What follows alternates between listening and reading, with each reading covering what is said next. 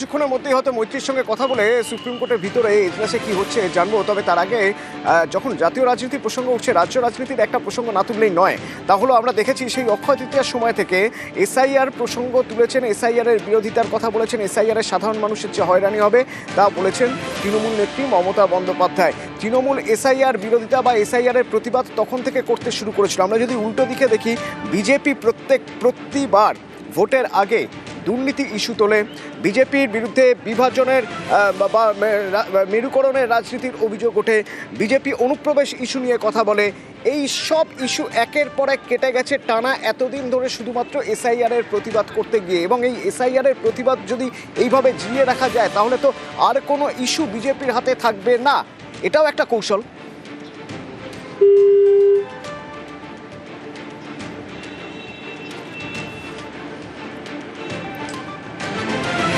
আবিরের সঙ্গে পরবর্তীতে কথা বলবো, তবে তার আগে একবার আপনাদের জানিয়ে রাখতে চাইবো যে গতকাল মমতা বন্দ্যোপাধ্যায়ের আরও একটি বক্তব্য আপনাদের শোনাবো,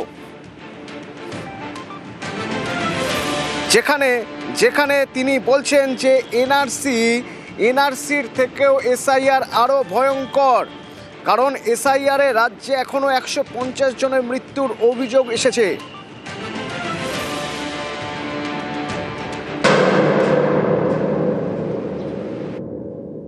The mismanagement is going on.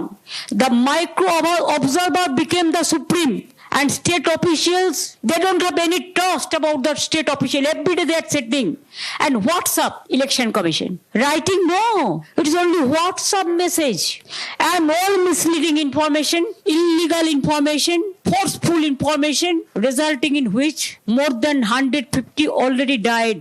It is more than NRC committed suicide, stroke, and so many hospitalized now also. আবির রয়েছে আমার সঙ্গে। আবির, আর কয়েক মাসের মধ্যে ভোট, এবং আমরা দেখি প্রতিবারই ভোটের আগে ইস্যু তৈরি হয়, কিছু ইস্যু, কিছু কয়েনেজ তৈরি হয়।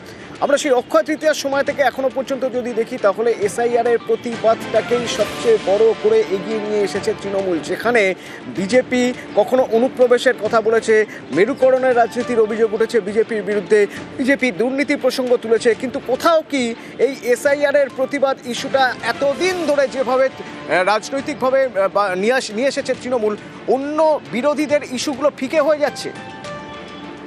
প্রথমত মনে করা হয়েছিল যে 2026-এর বিধানসভা নির্বাচনের ক্ষেত্রে অন্যতম বক্তব্য বা ইস্যু হয়ে দাঁড়াবে হচ্ছে যে কে কতটা কাজ করতে পেরেছেন, সেই কাজের ভিত্তিতে তারা নির্বাচনী প্রচারের ক্ষেত্রে শুরু করবেন।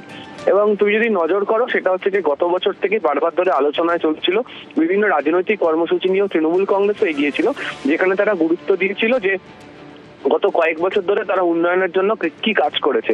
চলতি বছরও তাদের উন্নয়নের পাঁচালী সংক্রান্ত কর্মসূচি নিয়ে তারা এগিয়েছিল, কিন্তু তারা মনে করতেন যে তাদের যে ধরনের কাজ করা দরকার সরকারের থেকে মানুষের কাছে যে সমস্ত স্কিম নিয়ে পৌঁছানোর কথা দরকার ছিল, তারা সেটা করে উঠতে পেরেছেন।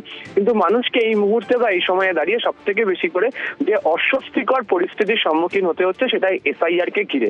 তৃণমূল কংগ্রেস মনে করছে যে এসআইআর পরিস্থিতিতে মানুষজনকে যে ধরনের লাইনে দাঁড়িয়ে দুর্ভোগের শিকার হতে হয়েছে, সেই দুর্ভোগের শিকার সম্পর্কে তাদেরকে প্রতিবাদ কোথাও একটা তৈরি করতে হবে। বাকি ক্ষেত্রে কখনো নরেন্দ্র মোদী, কখনো অমিত শাহ এবং জেপি নাড্ডা, কখনো নীতিন নবীন, তারা এসে প্রত্যেকেই এই অনুপ্রবেশের মতো ইস্যুকে তারা লাগাতার আক্রমণের ক্ষেত্রে তৈরি করার চেষ্টা করেছে, এবং প্রত্যেক কটা জায়গাতে তারা বলার চেষ্টা করেছে অনুপ্রবেশের ইস্যু, এমনকি রোহিঙ্গার মতো ইস্যু তারা বারবার ধরে প্রচারে এনেছে। তৃণমূল সুকৌশলে এই জায়গা থেকে কার্যত কিছুটা আন্দোলনের মুখকে ঘুরিয়ে দিয়ে বলার চেষ্টা করেছে, যেখানে সাধারণ মানুষ অসুবিধার সম্মুখীন, হেনস্থার সম্মুখীন হচ্ছে, তখন কেন বিজেপি তাদের সেই ইস্যুতে তারা চুপ থাকছে।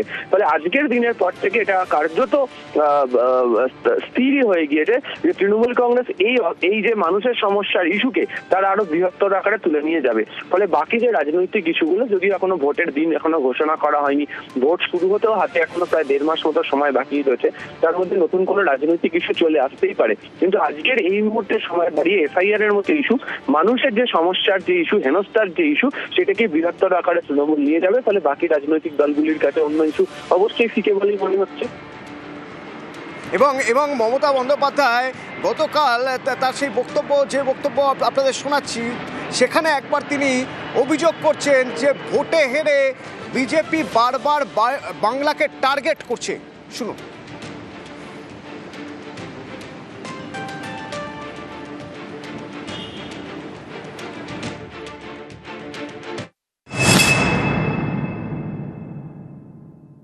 Bengal minority is highest in population. It is not now.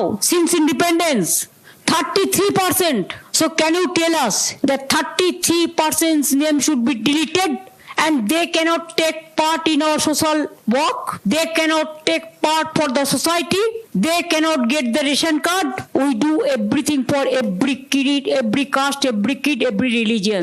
We celebrate Durga Puja. Ramadan I go. Then why they are raising their fingers only for Bengal? Because Bengal they cannot fight politically.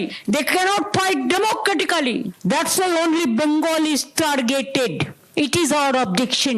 If I wish, I should have go to the road with these people and to bring lakhs of people to show it for agitational program. But we cooperated with the election commission.